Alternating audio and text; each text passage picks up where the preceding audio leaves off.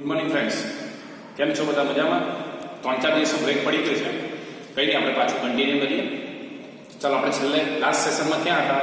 તો આપણે લાસ્ટ સેશનમાં ન્યૂટનના ગતિના બીજા નિયમ વિશે ચર્ચા કરતા. ન્યૂટનના ગતિનો બીજો નિયમ શું છે? તો પદાર્થના વેગમાનમાં થતા ફેરફારનો સમય દર તેના પર લાગતા બાહ્ય બળના સમપ્રમાણમાં હોય.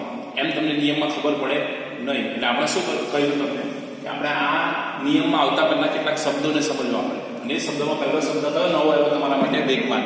વેગમાન વિશે મેં તમને લાસ્ટ વિડીયોમાં સમજાવેલું, છતાં પાછું એકવાર રિમાઇન્ડ કરાવી દઉં. વેગમાન કોને કહેવાય? તો આપણે ચર્ચા કરી કે પદાર્થ પર જ્યારે બળ લગાવવામાં આવે તો કઈ બાબત પર આધાર રાખે? એ બે બાબત પર આધાર રાખે, એક એના દળ પર અને બીજું એના વેગ પર. જો તમને ખ્યાલ ન હોય, તમે આગલો વિડીયો ન જોયો હોય, તો મહેરબાની કરીને અત્યારે આ વિડીયો બંધ કરી અને પહેલા આગલો વિડીયો જોઈ લેજો, કારણ કે આગલો વિડીયો નહીં જોશો ત્યાં સુધી તમને આગળ ખબર પડવાની નથી. એટલે ધ્યાન આપજો, પહેલા આગલો વિડીયો જોઈ લેજો, પછી જ આ વિડીયોને જોજો. ચાલો, કન્ટિન્યુ કરીએ. વેગમાન એટલે શું? તો પદાર્થ પર જ્યારે બળ લગાવવામાં આવે ને તો એ બે બાબત પર આધાર રાખે, એક દળ પર ને વેગ પર. તો એ દળ અને વેગના બંનેના ગુણનફળને આપણે શું કહીએ? વેગમાન. આપણે લાસ્ટ વિડીયોમાં જોઈ લો છો. એટલે વેગમાન એટલે શું? દળ અને વેગના ગુણનફળને વેગમાન કહેવાય. એનું આપણું સૂત્ર બનાવવું P બરાબર n ગુણ્યા v. બરાબર? એટલે વેગમાનનો આપણે એકમ પણ સ્થાપિત કરેલો. વેગમાનનો એકમ જો મેળવવો તો આપણે દળનો એકમ જોઈએ અને વેગનો એકમ જોઈએ. દળનો એકમ શું છે આપણો? કિલોગ્રામ, અને વેગનો એકમ મીટર પર સેકન્ડ. એટલે આપણે વેગમાનના એકમ તરીકે કિલોગ્રામ મીટર પર સેકન્ડ લઈ શકીએ. આટલી ચર્ચા આપણે લાસ્ટ સેશનમાં કરેલી હતી. હવે આપણે આગળ વધીએ. હવે આપણે એક બીજો શબ્દ સમજીએ, સમપ્રમાણ. આ બી તમારા માટે નવો શબ્દ છે. સમપ્રમાણ એટલે શું? તો સમપ્રમાણ શબ્દ તમે નહીં સાંભળેલો હોય, પણ જો તમે જૂનો સિલેબસની આપણે વાત કરીએ તો જૂના ધોરણમાં શું હતું? તો ગણિતમાં છે ને આ સમપ્રમાણ, વ્યસ્ત પ્રમાણ, એના વિશે બહુ વિસ્તૃત સમજ આપતું એક આખું ચેપ્ટર હતું, જે હવે નવા અભ્યાસક્રમમાં નથી, પણ તો બી આપણે આ સમપ્રમાણની શબ્દને શું કરીએ? ઉદાહરણ દ્વારા આપણે સમજીએ. બરાબર છે? સમપ્રમાણ એટલે શું? તો સમપ્રમાણ એટલે જ્યારે આપણે બે રાશિની વાત કરતા હોય, બે ચલની વાત કરતા હોય ને, ત્યારે એક જેટલા પ્રમાણમાં વધે ને એટલા પ્રમાણમાં બીજું વધે, એક જેટલા પ્રમાણમાં ઘટે ને એટલા પ્રમાણમાં બીજું ઘટે, એવા સંબંધને આપણે સમપ્રમાણનો શબ્દ કહીએ. એટલે એમ ન ખ્યાલ આવે એટલે આપણે ઉદાહરણ આપીએ. માની લો કે બે મિત્રો હોટલમાં જમવા માટે જાય છે અને એ લોકો ગુજરાતી થાળી મંગાવે છે. એક થાળીની કિંમત 100 રૂપિયા. ધ્યાન આપજો, એક થાળીની કિંમત કેટલી? 100 રૂપિયા. હવે બંને મિત્રો જ્યારે જમે તો એનું કુલ બિલ કેટલું થાય? તો આપણને સહેજે ખબર પડી જાય કે બે વ્યક્તિ જમે તો એનું કુલ ખર્ચ 200 રૂપિયા થાય. કેમ 200 રૂપિયા થાય? એક જણના 100 રૂપિયા, તો બે જણના 200 રૂપિયા. હવે માની લો કે આ બે વ્યક્તિની બદલે 5 વ્યક્તિ ત્યાં પહોંચે અને ગુજરાતી થાળી મંગાવે તો એમનો કુલ ખર્ચ કેટલો થાય? તો તમને ખ્યાલ પડી જશે કે એમનો કુલ ખર્ચ 500 રૂપિયા થશે. એવી જ રીતે 7 વ્યક્તિ જો જમવા જાય તો એમનો કુલ ખર્ચ કેટલો થાય? 700 રૂપિયા. એટલે અહીં તમે જો ખ્યાલ આપો તો તમને સરળતાથી ખબર પડી જાય કે જેમ જેમ વ્યક્તિ વધે છે એમ એમ તમારો કુલ ખર્ચ વધે છે. જેટલા વ્યક્તિ વધે છે પ્રમાણમાં જ તમારો કુલ ખર્ચ વધે છે. તો અહીં તમે જુઓ ને તો તમારો વ્યક્તિ અને તમારો ખર્ચ, એને જો આપણે બે અલગ અલગ ચલ કહીએ ને તો આ બે ચલના સંબંધમાં શું કહી શકાય? તો આ બે ચલમાં એવો સંબંધ છે કે જેમ વ્યક્તિ વધે એમ ખર્ચ વધે. હવે માની લો કે બે વ્યક્તિની જગ્યાએ એક જ વ્યક્તિ જમવા જાય તો કુલ ખર્ચ તો તમારો 100 રૂપિયા થાય. કેમ 100 રૂપિયા થાય? કારણ કે વ્યક્તિ બેની જગ્યાએ એક થઈ ગયો તો ખર્ચ બી તમારો ઘટી જાય. એટલે અહીં આ સંબંધ શું સમજાવે કે જો વ્યક્તિ વધે તો ખર્ચ વધે, વ્યક્તિ ઘટે તો ખર્ચ ઘટે. તો આવા જે સંબંધ હોય ને, આવા સંબંધને આપણે સમપ્રમાણના સંબંધ કહીએ. કેવા? સમપ્રમાણ. સમપ્રમાણ એટલે શું?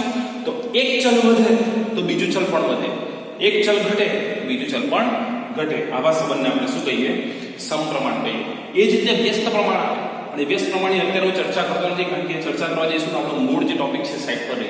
એટલે આજે આપણે ખાલી સમપ્રમાણની જ વાત કરીએ. સમપ્રમાણ એટલે શું? એકદમ સરળ ભાષામાં તમને કહી તો બે ચલની જ્યારે આપણે વાત કરતા હોય ત્યારે એક ચલ જેટલા પ્રમાણમાં વધે એટલા પ્રમાણમાં બીજો ચલ વધે, એક ચલ જેટલા પ્રમાણમાં ઘટે એટલા પ્રમાણમાં બીજો ચલ ઘટે. તો તેવા બે ચલ વચ્ચેના સંબંધને આપણે કેવો સંબંધ કહીએ? સમપ્રમાણનો સંબંધ કહીએ. સમજાઈ જશે? ચાલો, એટલે આજે આપણે નવો શબ્દ શીખ્યા. કયો? સમપ્રમાણ. એટલે હવે ન્યૂટનના ગતિના નિયમને સમજવા માટે આપણે બે નવા જે શબ્દો આવ્યા હતા ને, વેગમાન અને સમપ્રમાણ, એ સમજી ચૂકેલા છીએ. તો હવે આપણે ન્યૂટનના ગતિના નિયમને સમજવાનો પ્રયાસ કરીએ. હજી પણ એ નિયમને સમજવા માટે આપણે શું કરવું પડશે? તો એ નિયમને આપણે સમજવા માટે એક ઉદાહરણની ચર્ચા કરવી પડશે, તો જ આપણે નિયમમાં ખબર પડશે. ચાલુ કરીએ ઉદાહરણ. ધ્યાન આપજો, અહીં તમારી બુદ્ધિ, અહીં તમારું કૌશલ્ય, તો અહીં તમારી બુદ્ધિનો આંક કેટલો છે ને તે ખબર પડી જશે. અહીં તમારે આ ઉદાહરણને બહુ તો જ તમને આ નિયમમાં સમજ પડશે. ચાલો કરીએ એક ઉદાહરણથી વાતને સમજીએ. ધ્યાન આપજો. માની લો કે હું સ્કૂટર સવાર છું, બરાબર, અને હું સ્કૂટર ચલાવું છું. સ્કૂટર સહિતનું મારું દળ કેટલું છે? 100 કિલોગ્રામ છે. ધ્યાન આપવા જેવું છે, બહુ મહત્વની વાત છે, સમજજો. એક વ્યક્તિ છે કે હું છું, હું સ્કૂટર સવાર છું, મારું સ્કૂટર સહિતનું દળ કેટલું છે? 100 કિલોગ્રામ છે, અને હું 10 મીટર પર સેકન્ડના વેગથી ગતિ કરું છું. કેટલા મીટર પર સેકન્ડના વેગથી? 10 મીટર પર સેકન્ડના વેગથી ગતિ કરું છું. હવે શું થાય છે કે મને રસ્તામાં અવરોધ દેખાય છે. એટલે અવરોધ દેખાતા હું શું કરું છું? તો અવરોધ દેખાતા હું બ્રેક મારું છું, અને બ્રેક મારું છું એટલે મારી ગાડી શું થશે? થોડું અંતર કાપી અને કોઈક જગ્યાએ ઊભી રહી જશે. બરાબર છે? તો હવે એ માટે હું શું કરું છું? તો એ માટે હું 2 દિવસની તમારી સાથે ચર્ચા કરીશ. સોમવારે હું બ્રેક મારું છું તેની વાત કરીશ, અને મંગળવારે બીજા દિવસે પાછી બ્રેક મારું છું તેની આપણે ચર્ચા કરશું. આવું કેમ? તો 2 અલગ અલગ દિવસના ઉદાહરણ લઈએ તો મને વધારે ખ્યાલ પડે. એટલે આપણે ચર્ચા કરીએ આજે સોમવાર એટલે કે હું મારું દળ સ્કૂટર 100 કિલોગ્રામ છે, 10 મીટર પર સેકન્ડના વેગથી ગતિ કરું છું, અને હું અહીંયા એ બિંદુએ છું એવું માની લો, અને ત્યાંથી હું શું કરું છું? બ્રેક મારું છું. એટલે જેવી બ્રેક મારું એટલે મારી સ્કૂટર ધીરે ધીરે આગળ જઈને આ બી બિંદુએ આવીને અટકી જાય છે. આપણે માની લઈએ. હવે જેવું બી બિંદુએ આવીને અટકી જાય છે એટલે શું થશે? તો મારો વેગમાનમાં ફેરફાર થશે. શું થશે? મારો વેગમાનમાં ફેરફાર થશે. હવે વેગમાનમાં ફેરફાર કેવી થાય તો એ આપણે કેવી રીતે શોધી શકીએ? તો તમને ખ્યાલ હોવો જોઈએ કે કોઈ બી ફેરફાર શોધવો હોય તો કેવી રીતે શોધાય? આપણે વેગમાં થતો ફેરફાર શોધવો હોય તો શું કરતા હતા? અંતિમ વેગ ઓછા પ્રારંભિક વેગ કરતા હતા. તો વેગમાનમાં થતો ફેરફાર શોધવો હોય તો આપણે શું કરવું પડે? તો વેગમાનમાં થતો ફેરફાર શોધવા માટે આપણે શું કરવું પડે? તો આપણે અંતિમ વેગમાન અને પ્રારંભિક વેગમાન શોધવું પડે. તે આપણે શોધીએ તો કેવી રીતે શોધાય? તો તમને પ્રારંભિક વેગમાન શોધવું હોય તો શોધી શકાય. પ્રારંભિક વેગમાનનું મેં તમને સૂત્ર સમજાવ્યું. શું છે વેગમાનનું સૂત્ર? વેગમાન એટલે દળ ગુણ્યા વેગ. સમજાશે? તો પ્રારંભિક વેગમાન માટે આપણે શું કહીશું? પ્રારંભિક વેગમાન p. પણ p માટે હું સાથે શું કયા શબ્દનો ઉપયોગ કરું છું? i કેમ વાપરું છું? તો અહીં આપણે 2 વેગમાનની વાત કરવાની છે, પ્રારંભિક વેગમાન અને અંતિમ વેગમાન. તો 2 અલગ અલગ વેગમાનને છૂટા પાડવા માટે આપણે એકને નામ આપીએ pi અને બીજાને નામ આપીએ pf. pi એટલે ઇનિશિયલ એટલે પહેલાનું. એટલે પ્રારંભિક વેગમાન માટે આપણે i લઈશું. એનું સૂત્ર શું બનશે? તો દળ ગુણ્યા વેગ. હવે વેગ પ્રારંભિક વેગમાન છે ને, એટલે વેગ કયો લેવો પડે? પ્રારંભિક વેગ લેવો પડે. એટલે પ્રારંભિક વેગને આપણે u કહીએ, અને આપણો પ્રારંભિક વેગ કેટલો છે? તો 10 મીટર પર સેકન્ડ છે. એટલે અહીંયા તમે જો પ્રારંભિક વેગમાન શોધો તો m ગુણ્યા u કરો તો તમારો 100 ગુણ્યા 10 કરો એટલે તમારો જવાબ કેટલો આવી જશે? 1000 કિલોગ્રામ મીટર પર સેકન્ડ. એટલે હું જ્યારે એ બિંદુએ હતો ને ત્યારે મારો વેગમાન કેટલો છે? તમારો વેગમાન 1000 છે. હવે શું થશે? હું જેવી બ્રેક મારું એટલે મારી સ્કૂટર થોડે આગળ જઈને થોભી જશે. તો થોભી જશે ત્યારે મારો વેગમાન કેટલો એ આપણે શોધી કાઢ્યું. તો એ કેવી રીતે શોધાય? તો એના માટે તમારે શું લેવું પડે? અંતિમ વેગમાન. અંતિમ વેગમાન આપણે શું કહીએ? ટૂંકમાં pf બરાબર શું લખાય? m ગુણ્યા v. અહીં કેમ v લખેલું છે? v એટલે શું? તો v એટલે અંતિમ વેગ. એટલે અહીં તમારે અંતિમ વેગમાન શોધવો હોય તો અંતિમ વેગ લેવો પડે. એટલે આપણે સૂત્ર શું બને? pf બરાબર m ગુણ્યા v. હવે ધ્યાન આપજો કે આપણો સ્કૂટર આગળ જઈને થોભી જાય છે. થોભી જાય એટલે આપણો અંતિમ વેગ 0 થઈ જાય.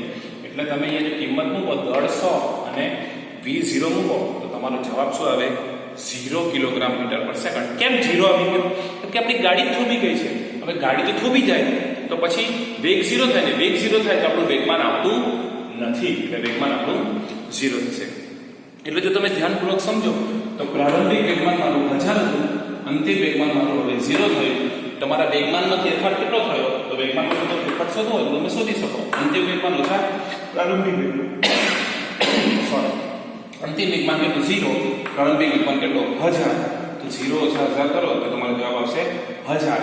પણ આ -1000 ની જગ્યાએ આપણે ખાલી ઉદાહરણ છે એટલે ગણતરીની સરળતા ખાતર આપણે શું કરીએ છીએ? એને 1000 લઈ લઈએ છીએ. માઇનસને આપણે ધ્યાનમાં લેતા નથી. ઉદાહરણ છે. તો પહેલા દિવસે સોમવારે જ્યારે મેં બ્રેક મારી ત્યારે મારા વેગમાનમાં ફેરફાર કેટલો થયો?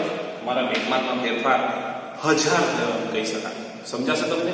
હજી આપણે એક જ બાબત શીખ્યા છે, એક જ ટોપિક શીખ્યા છે. શું? તો વેગમાનમાં થતો ફેરફાર કેટલો આવ્યો? સોમવારે 1000 આવ્યો. હવે આપણે શું કરીએ? મંગળવારે પાછી બ્રેક મારીએ. પણ મંગળવારે જે બ્રેક મારીએ અને સોમવારે જે બ્રેક મારીએ ને એમાં કંઈક ડિફરન્સ લઈશું. શું ડિફરન્સ લઈશું? તે ધ્યાન આપજો કે સોમવારે જ્યારે મેં બ્રેક મારી ને ત્યારે મારી ગાડી એ બિંદુથી જઈને બી બિંદુ પર થોભે ને ત્યારે 10 સેકન્ડ લાગે છે. ધ્યાન આપજો, એ બહુ મહત્વની વાત છે, એ તમારે સમજવાનું છે. કેટલા સેકન્ડ પછી મારી ગાડી થોભે છે? 10 સેકન્ડ પછી થોભે છે. હવે ધ્યાન આપજો, તમે મને જો જુઓ અહીંથી તો તમને ખ્યાલ આવી શકે કે હું અહીંયા છું ને અહીંયા હું બ્રેક મારું એ બિંદુએ તો મારી ગાડી એ બિંદુથી થઈને બી બિંદુ એટલે કે અહીંયા આવીને થોભી જાય છે અને એ ગાડી એથી બી આવતા જ્યારે થોભે છે ત્યારે 10 સેકન્ડનો સમય લાગે છે. કેટલા સેકન્ડનો? 10 સેકન્ડ. હવે 10 સેકન્ડ પછી જ્યારે થોભી જાય છે તો ત્યારે મેં કેટલું બળ વાપર્યું હશે એનું તમારે અત્યારે ચિંતા નહીં કરવાનું, ખાલી કલ્પના કરવાની કે મેં કેટલું બળ વાપર્યું હશે. એના પર આપણે પછી આવીએ, મંગળવાર પર આવશું ને ત્યારે એની ચર્ચા પર બરાબર છે. એટલે મારી ગાડી સોમવારે 10 સેકન્ડ પછી થોભી જાય છે. સમજાય છે? હવે હવે હું શું કરું છું? મંગળવારે પાછું એ બિંદુએ મારી ગાડી આવે છે ત્યારે ફરી બ્રેક મારું છું. પણ આજે શું થાય છે તે જોજો કે સોમવારે જ્યારે મેં બ્રેક મારેલી ને ત્યારે મારી ગાડી એ બિંદુથી બી બિંદુ સુધી જઈને ત્યાં ઊભી રહી જાય છે. પણ આજે મારી ગાડી એ જગ્યાએથી મારી ગાડી જ્યારે અટકવાની ચાલુ થાય તો એ બી સુધી પહોંચતી જ નથી, પણ સી બિંદુએ આવીને એટલે કે અહીંયા જ આવીને થોભી જાય છે. ધ્યાન આપવા જેવું છે, અહીંયા તમારે સમજવા જેવું છે કે પહેલા દિવસે એ થી બી સુધી ઠેક દૂર સુધી ગયો અને બીજા દિવસે ખાલી એ થી બી સુધી એટલે કે લગભગ અડધે જ આવીને મારી ગાડી અટકી જાય છે. સમજાય છે? એટલે અહીં એમ કહી શકાય કે બીજા દિવસે મેં ખાલી બ્રેક મારી ત્યારે મારી ગાડી ફક્ત 5 સેકન્ડ પછી થોભી ગઈ છે. પહેલા દિવસે 10 સેકન્ડ પછી થોભી, આજે 5 સેકન્ડ પછી થોભી છે. હવે આપણે શું કરીશું તો અહીંયા બીજા દિવસે બી આપણે વેગમાનમાં થતો ફેરફાર શોધીએ. હવે વેગમાનમાં થતો ફેરફાર શોધવો હોય તો શું કરવું પડે? સોમવારે જેમ પ્રારંભિક વેગમાન અંતિમ વેગમાન શોધે મંગળવારે પણ શું કરવું પડે? પ્રારંભિક વેગમાન અને અંતિમ વેગમાન શોધવું પડે. મંગળવારે પ્રારંભિક વેગમાન કેટલો થશે? પીઆઈ બરાબર m ગુણ્યા u. m ગુણ્યા u એટલે 100 ગુણ્યા 10 થશે એટલે જવાબ 1000 કિલોગ્રામ મીટર પર સેકન્ડ આવશે. અંતિમ વેગમાન તો pm બરાબર m ગુણ્યા v.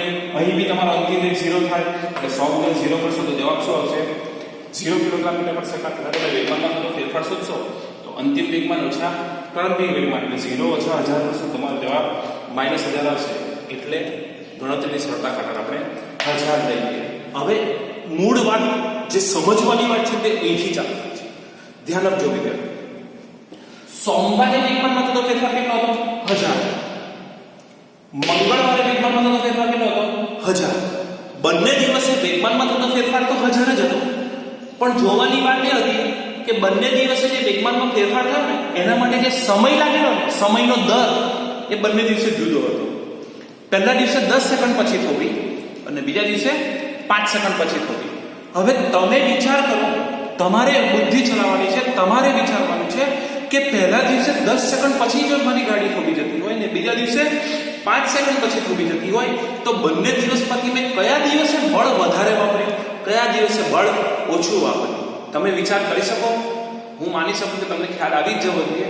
તમે 100% સમજી ગયા છો કે પહેલા દિવસે જ્યારે મારી ગાડી 10 સેકન્ડ પછી થોભી અને બીજા દિવસે 5 સેકન્ડ પછી થોભી એટલે તમે નક્કી કહી શકો કે પહેલા દિવસે જે મેં બ્રેક મારી છે ને તે થોડી ધીમી મારી છે અને બીજા દિવસે જે બ્રેક મારી છે તે જરાક જોરમાં મારી છે. હવે હું તમને એક પ્રશ્ન પૂછું, ખાલી સિમ્પલ વિચારીને કહેજો. જો તમે આ નક્કી કરી શકશો, તમે આનો જવાબ જો આપી શકશો, તમે આનો જવાબ જો માઇન્ડમાં વિચારી શકશો તો તમને આ નિયમમાં 100% ખબર પડી જશે. હું તમને એમ કહું કે માની લો કે પહેલા દિવસે મેં 100 ન્યૂટન બળ વાપર્યું. કેટલા? 100 ન્યૂટન બળ વાપર્યું છે. તો તમે વિચારી શકો, તમે કહી શકો કે બીજા દિવસે મેં કેટલા ન્યૂટન બળ વાપર્યું હશે? વિચાર કરવા જેવો છે. પહેલા દિવસે મારી ગાડી 10 સેકન્ડ પછી થોભી ગઈ, બીજા દિવસે મારી ગાડી 5 સેકન્ડ પર જ આવીને થોભી ગઈ એટલે કે પહેલા દિવસે a થી b સુધી જઈને થોભી ગઈ, બીજા દિવસે ખાલી a થી c આવીને જ અટકી ગઈ છે. તો તમે કહી શકો કે બીજા દિવસે મેં કેટલું બળ વાપર્યું હશે? કહી શકો ને? Very good. કેટલું? ઓ ફાઇન, 200 ન્યૂટન બળ વાપર્યું છે. કેમ 200 ન્યૂટન? તો સમજાવી શકો તમે? સમજાવી શકાય ને કે પહેલા દિવસે જે બ્રેક મારી 10 સેકન્ડ પછી થોભી, બીજા દિવસે બ્રેક મારી તો 5 સેકન્ડ પછી થોભી ગઈ એટલે અડધે જઈને જ અટકી ગઈ. આનો મતલબ કે મેં બળ ડબલ વાપર્યું હશે.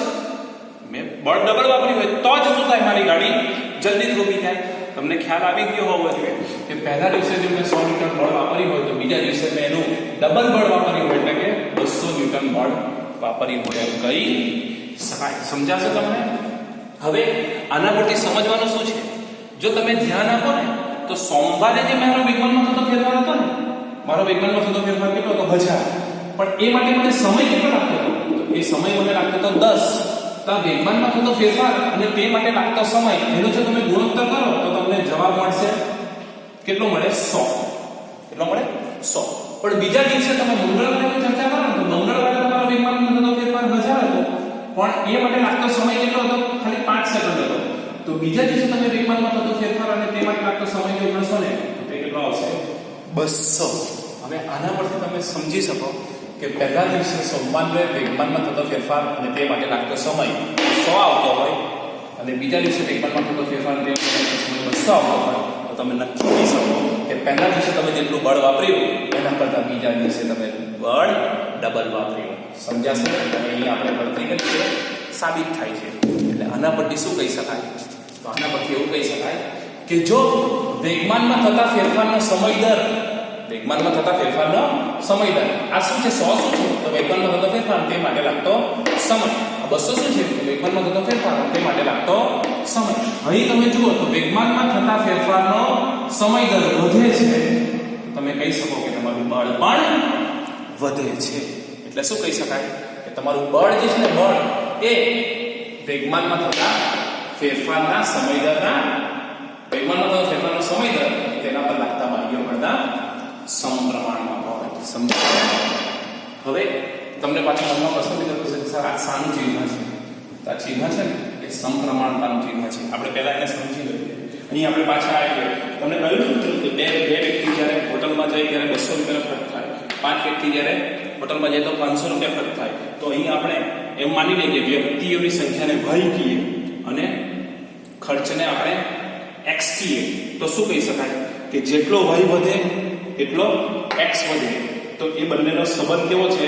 સમપ્રમાણમાં છે. એમ કહી શકાય કે વ્યક્તિ અને ખર્ચ એ સમપ્રમાણનો સંબંધ બતાવે. એટલે કે y અને x સમપ્રમાણ છે. એમ કહી શકાય કે y ચલે છે x. આના માટે શબ્દ શું વપરાય છે? ચલે છે. એટલે આનો અર્થ શું થાય? y ચલે છે x નો અર્થ એવો થાય કે જેટલો x વધે એટલો y વધે, જેટલો x ઘટે એટલો y ઘટે. સમજાશે? હવે પાછા આપણા મૂળ વાત પર આવી ગઈ. અહીં આપણે શું શોધ્યું?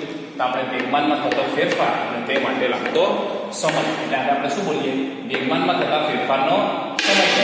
અહીંયા પણ આપણે શું શોધ્યું? વેગમાનમાં થતો ફેરફાર અને તે માટે લાગતો સમય. એને આપણે શું બોલીશું? વેગમાનમાં થતા ફેરફારનો સમય દર. તમે બંને બાજુએ તમે ગણતરી કરો તો વેગમાનમાં થતો ફેરફાર અને તે માટે લાગતો સમય એટલે કે વેગમાનમાં થતા ફેરફારનો સમય દર પહેલા દિવસે 100 આવ્યો, બીજા દિવસે 200 આવ્યો. એ શું સૂચવે છે? પહેલા દિવસે જેટલું બળ વાપર્યું એના કરતાં બીજા દિવસે તમે ડબલ બળ વાપર્યું છે. એટલે એમ કહી શકાય કે બળ જે છે ને બળ એ કોના પર આધારિત છે? તો બળ એ વેગમાનમાં થતા ફેરફારના સમય દર પર આધારિત છે. એટલે કે એવું કહી શકાય કે બળ ચલે છે વેગમાનમાં થતો ફેરફાર અને તે માટે લાગતો સમય. આ આપણો છે ન્યૂટનના ગતિનો બીજો નિયમ. શું કહે છે ન્યૂટનના ગતિનો બીજો નિયમ? હવે તમે સમજો. પદાર્થના વેગમાનમાં થતા ફેરફારનો સમય દર એ તેના પર લાગતા બાહ્ય બળના સમપ્રમાણમાં હોય. એટલે તમે જો બળ વધારે લગાવો તો વેગમાનમાં થતા ફેરફારનો સમય દર પણ વધી જાય અને તમે જો બળ ઓછું લગાવો તો વેગમાનમાં થતા ફેરફારનો સમય દર પણ ઘટી જાય. સમજાશે? આ ન્યૂટનના ગતિનો બીજો નિયમ છે. હવે આપણે આ ન્યૂટનના ગતિના બીજા નિયમ પર આધારિત એક સૂત્રની તારવણી કરવાની છે. તેની ચર્ચા આપણે એક્સરસાઇઝમાં કરીશું. આવજો.